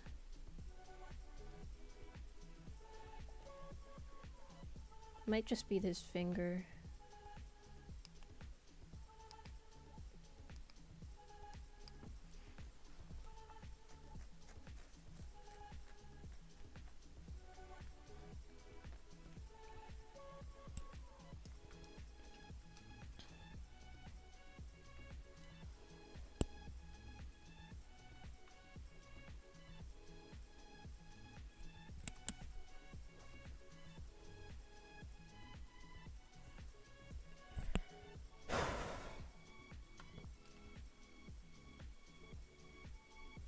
Okay, so when I originally drew Wayne, I had his hair a little darker than his actual fur.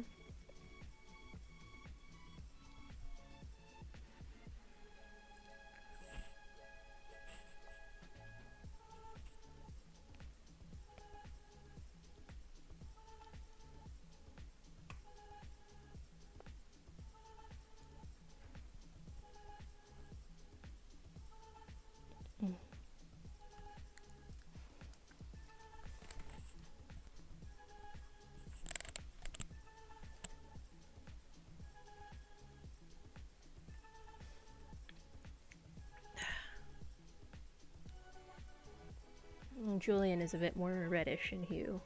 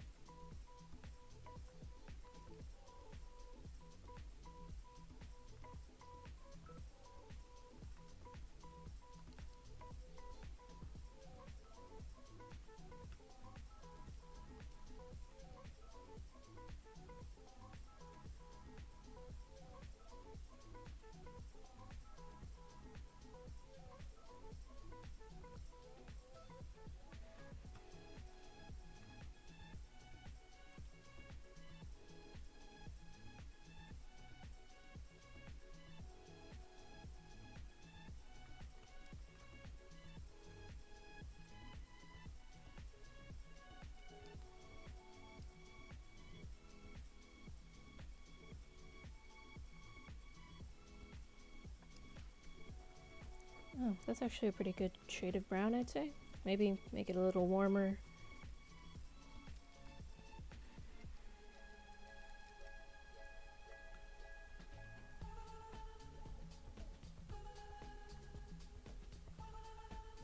Let's start with Wayne, I guess, since I have a bit more of an idea of what his color should be like.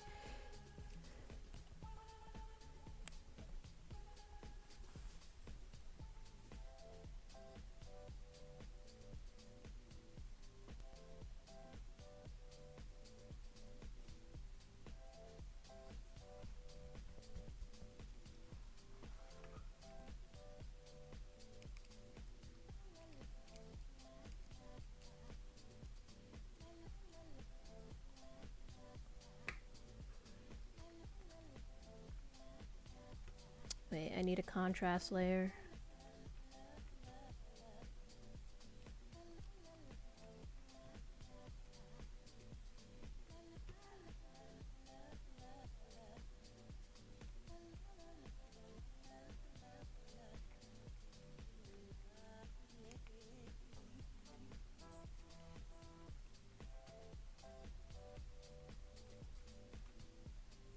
Barely any contrast.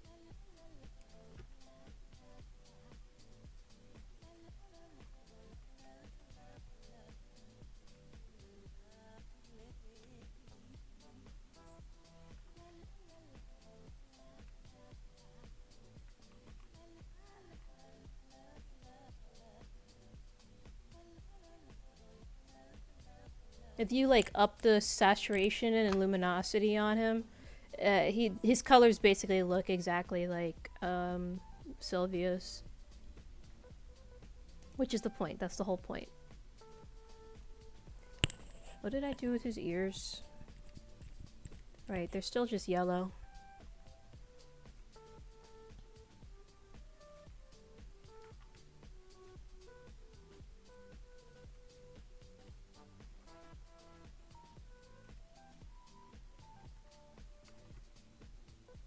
His eyes are not going to be green because part of the whole point of Sylvia is that her eyes do not match either of her parents, so it automatically looks suspicious that, oh, these are her parents? Maybe not. I can tell. That's okay. Compared to that shade of blue, yeah, I think this is an alright shade of like aquamarine. Wait, let me... I don't remember what color Kitty's eyes were.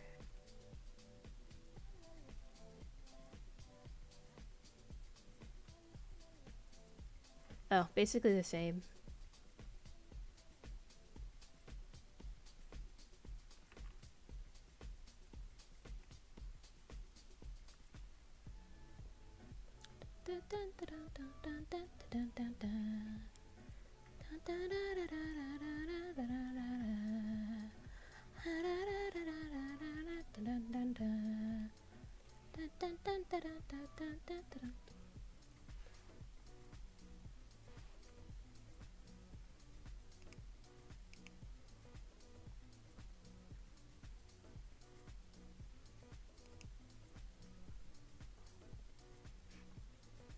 The Literate Reader.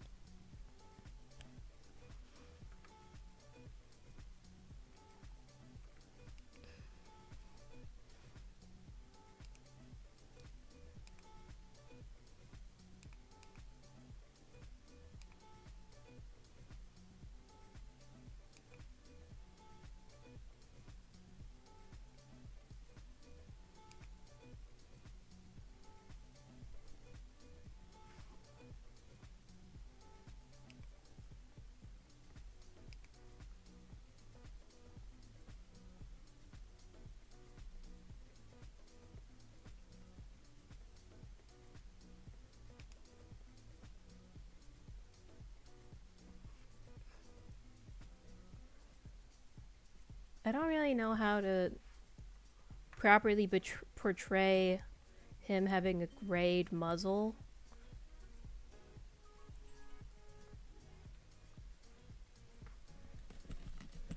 I guess I could do it like how I did Sebastian, right?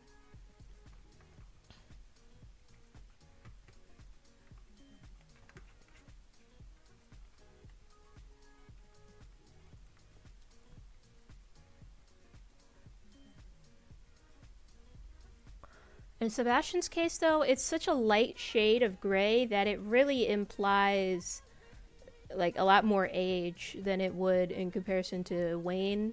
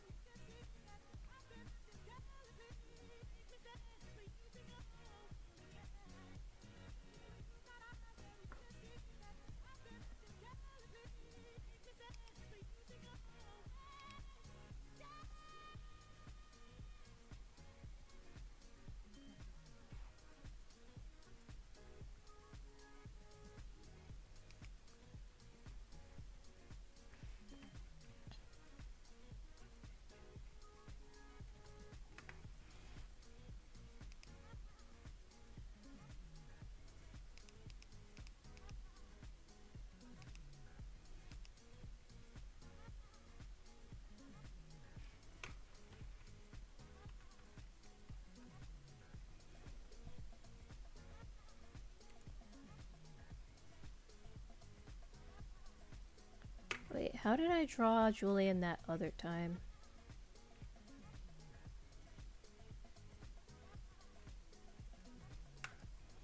Oh, I see. So Julian's whole muzzle is supposed to be like a separate piece rather than having those individual pieces of mustache.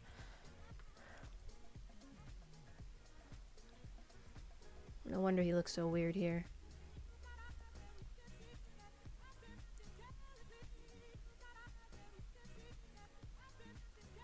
Well, I could at least figure out his colors.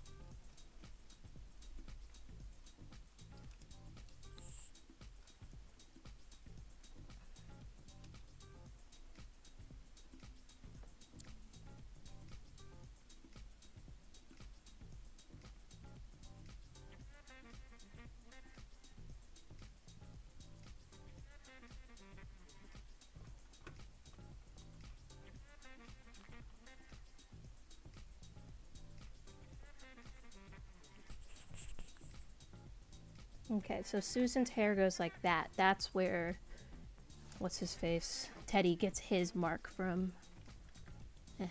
Itchy.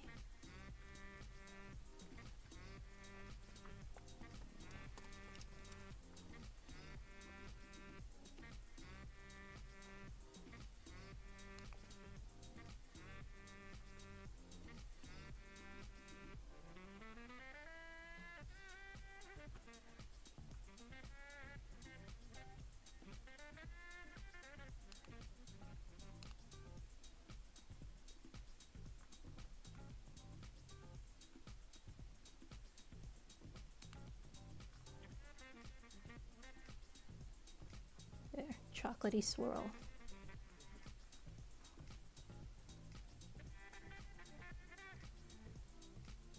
There's not enough contrast between the hair color and the face color.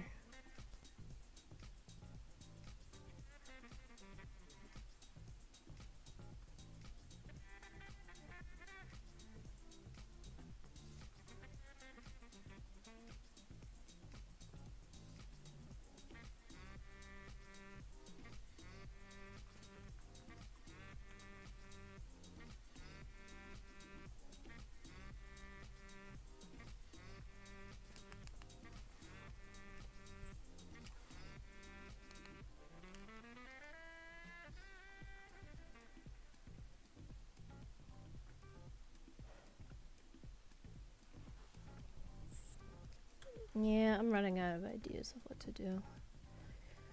It's 12:16 and I want to take a break.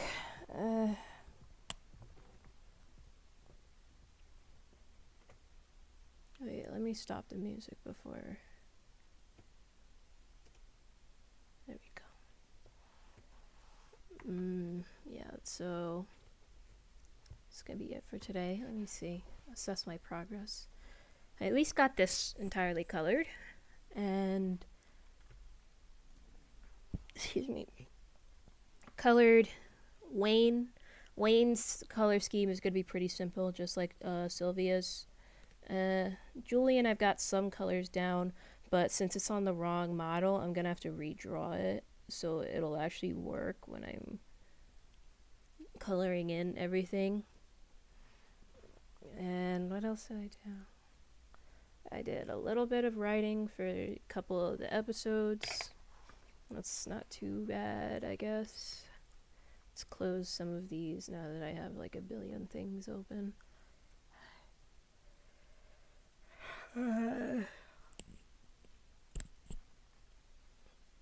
But yeah, Chasing Tigers, Old Friends. Also, I still need to color in Hassan's color scheme. I will come up with something, but I'm still really happy with how, what's her face? Amaka came out in particular.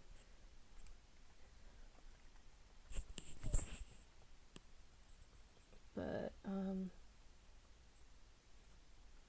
yeah, that's gonna be all for today.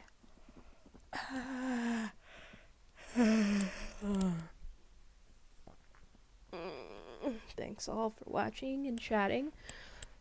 Next stream will be Saturday.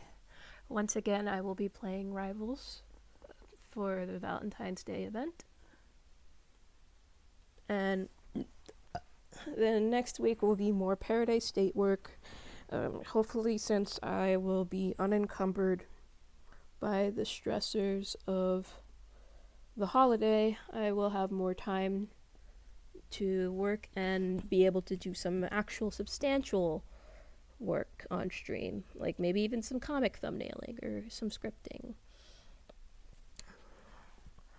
But yeah, Saturday Rivals, next week more Paradise State.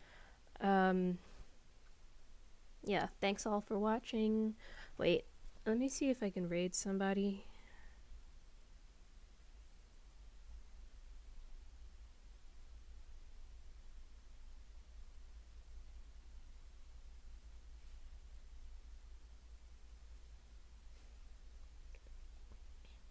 Oh, serious? Oh my god. Girly Pop, I'm so sorry.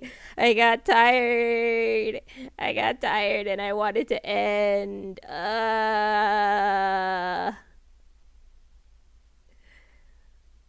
Let me see if, is there anywhere I can send us? No, there's nobody interesting streaming right now, so I guess I'll just end stream instead of raiding.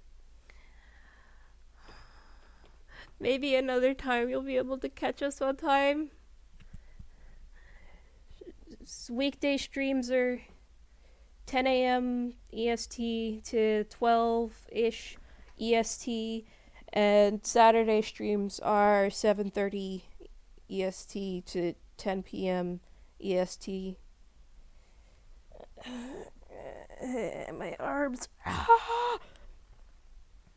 Thanks for stopping in anyways, even though I must go now because I am sleepy. Once again, thank you all for watching. Sheepy signing out. Bye bye.